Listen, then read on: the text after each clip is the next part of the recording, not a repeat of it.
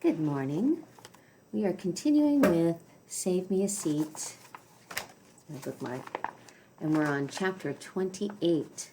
So far, both the boys are having their stories come to the top of their arc, of their story arc. Things have not been going well, so let's see what happens. Chapter 28, Joe. Joey? My mom is knocking on the door. Go away, I say, pulling the pillow over my head. But of course she ignores me. Why does she bother to knock if she's just going to come in anyway?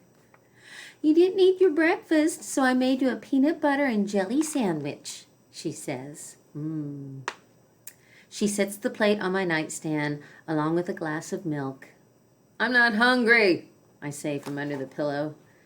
She doesn't say anything, but I can tell she's standing there. I hear her sniffle, so I pull the pillow tighter around my head.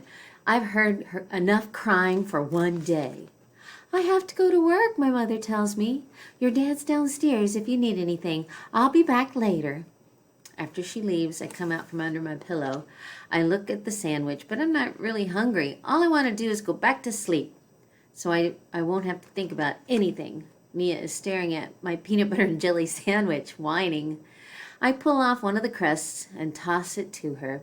She catches it in midair and gulps it down without even chewing. I would give her the rest, but I'm not sure if dogs are supposed to eat peanut butter and jelly. I think they can.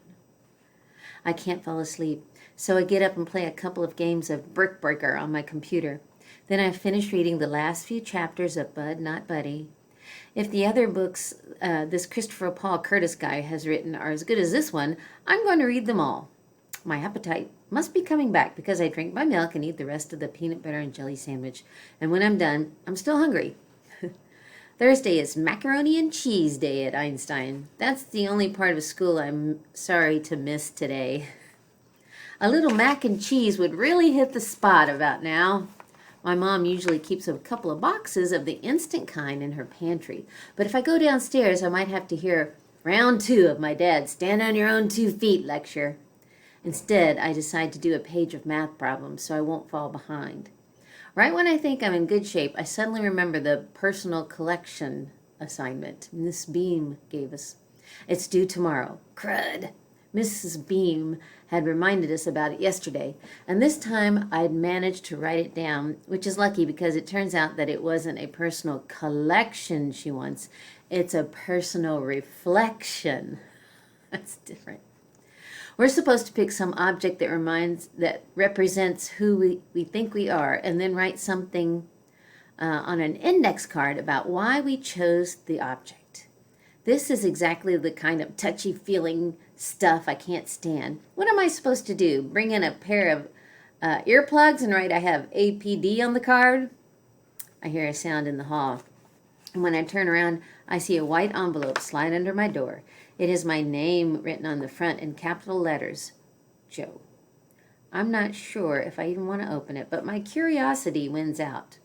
Dear Joe, I'm not the best with words, but that doesn't mean I don't know how to say I'm sorry when I'm wrong. You said that boy Dylan never lets you forget who you are, but it's not his job to remind you. It's mine. You are smart and funny and the best son a father could ever have. There is more to you than meets the eye, Joseph James Sylvester, and don't you ever forget that. Love, Dad. P.S. Interleague Phillies Sox series this weekend. Want to watch it with me? Aw.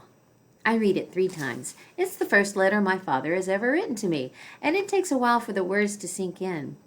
Mr. Barnes had a bunch of quotes on the wall in his classroom. One of them was, "Writing can change the world." I think I finally understand what it means. I also know what I'm going to bring to school the next day for Mrs. Beam's assignment. That was very sweet of his dad. I'm so glad that chapter included the letter from Joe's dad. And I love the quote, "Writing can change the world." Until next time.